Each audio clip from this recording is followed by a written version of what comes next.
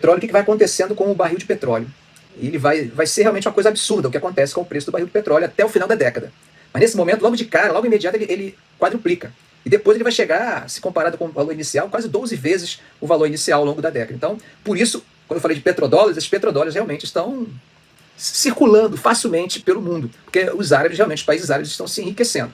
Esse contexto de enriquecimento dos países árabes faz com que o Geisel perceba a importância de ele se aproximar dos países árabes.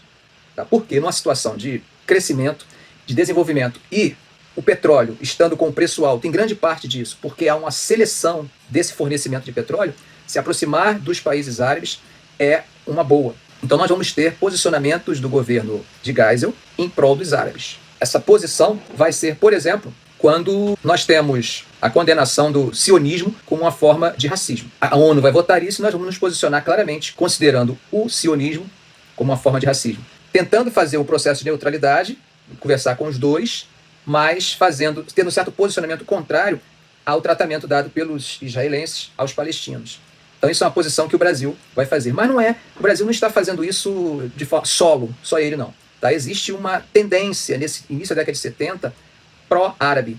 Em grande parte, eu acho que o barril do petróleo ajuda a explicar um pouco isso. Nós temos, por exemplo, a Palestina, né, ela não é considerada um Estado, mas o líder da Palestina, que era um guerrilheiro, que era o Yasser Arafat, ele vai ser convidado para fazer discurso no plenário da ONU. A OLP, que era a Organização para a Libertação da Palestina, vai ser representada pelo Yasser Arafat. Então nós temos uma posição no mundo que começa a ser simpática aos árabes. E isso depois da Guerra do Yom Kippur e depois desse crescimento do preço do petróleo. Então quando a gente pensa o Brasil, a gente está seguindo uma certa linha. Agora, é claro, os Estados Unidos têm uma posição clara. Eles são pró-Israel e não abrem mão disso. Tá? Então o Brasil também vai, dentro de uma forma pragmática, ele vai se posicionar pró-árabe. Não quer dizer que ele seja contra Israel. É aquela ideia, você está no meio, mas começa a se posicionar. Uma outra situação também que nós vamos perceber já no Geisel é a questão africana. O continente africano também passa a ser realmente valorizado. A posição de neutralidade já não existe. Já está acontecendo em Portugal, por exemplo, a Revolução dos Cravos, que acabava com o salazarismo, e aí nós temos as lutas de independência. O Brasil vai reconhecer Guiné-Bissau antes do término da situação formal. O Brasil vai reconhecer Angola, numa situação em que Angola estava ganhando a sua independência a partir de um governo, de um grupo chamado MPLA, de Agostinho Neto, que era um grupo comunista. Um grupo comunista. Então, o que está acontecendo é que Geisel encontra a ideia de pragmatismo.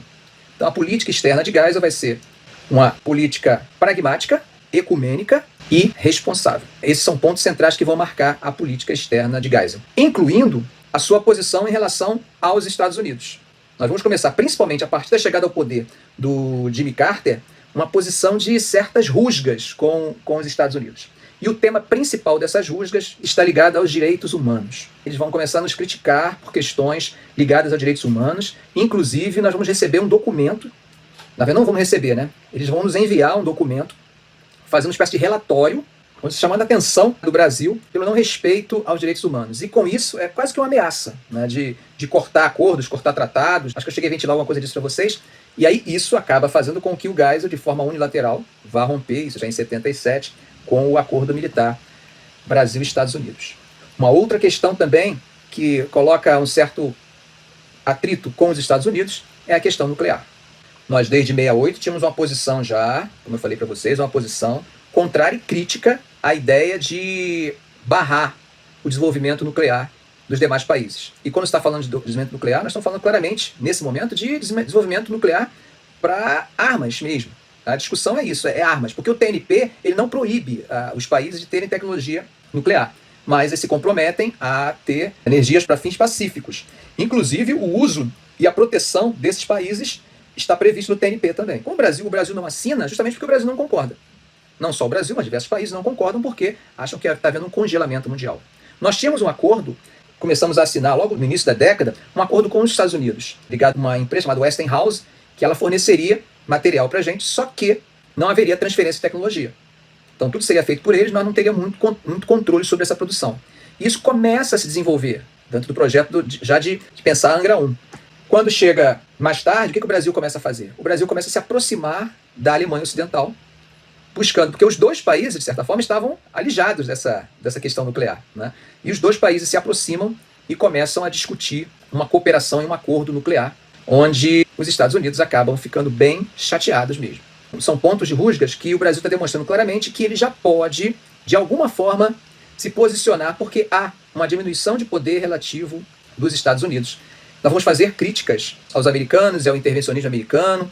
Isso tudo faz parte de uma posição do Geisel que é bem interessante. Em linhas gerais, essa é a política externa do Geisel, que para alguns é o momento de maior autonomia da nossa história republicana recente. Beleza. Antes de ir para o Figueiredo, vamos agora falar um pouco das questões da economia.